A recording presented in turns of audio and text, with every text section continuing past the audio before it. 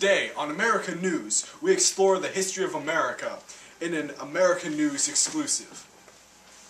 Next, after today's coverage. Combat continues in Libya as NATO continues involvement. Attempts by French and British soldiers to reroute NATO involvement is continuing to draw out the intense fighting, escalating over this past week. We have a live feed from Libya today as our reporter speaks to a member of the resistance.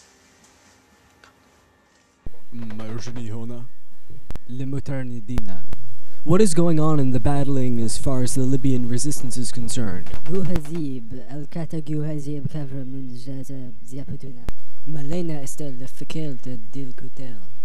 He says it is bad, the fighting is hard, and many people are dying on the rebel side. It is not currently known whether the president will agree to discontinue the airstrikes on Libyan military positions. An American News special. Today we look at the fundamental American issue, the steps leading to the separation of North and South, the build-up to the Civil War. A turning point in the separation of the states, the fundamental idea of are the states really united, is the secession of South Carolina in 1861. After South Carolina left, many states in the South debated going with or against the slavery.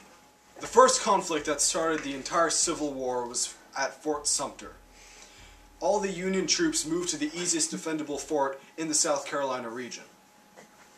With all the Union troops from South Carolina and Fort Sumter, the Confederacy said any movement to the fort would be an act of violence and would spark a war.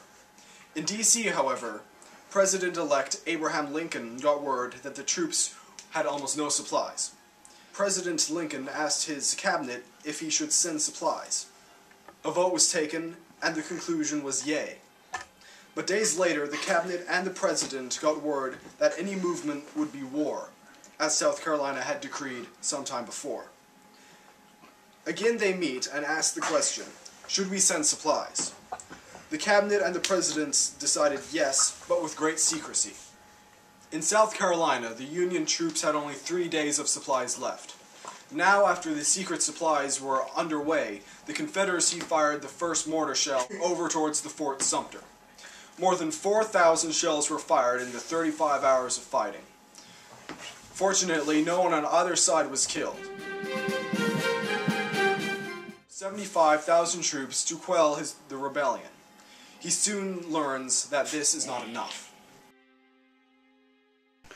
Here we have on location Mr. Gerard, and he is a historian professor at the University of Georgetown, and he will be providing some historical perspective on the secession of South Carolina. Mr. Gerard, can you explain to our audience essentially what was the last straw, the final turning point that caused South Carolina to choose to secede from the Union? Yes, okay. South Carolina seceded from the Union mainly due to a couple of things.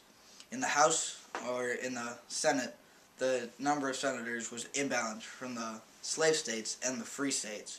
Now, South Carolina thought this would be a problem because they thought the free states, the northern, and this would vote to get slavery completely gone, or in some ways just limited.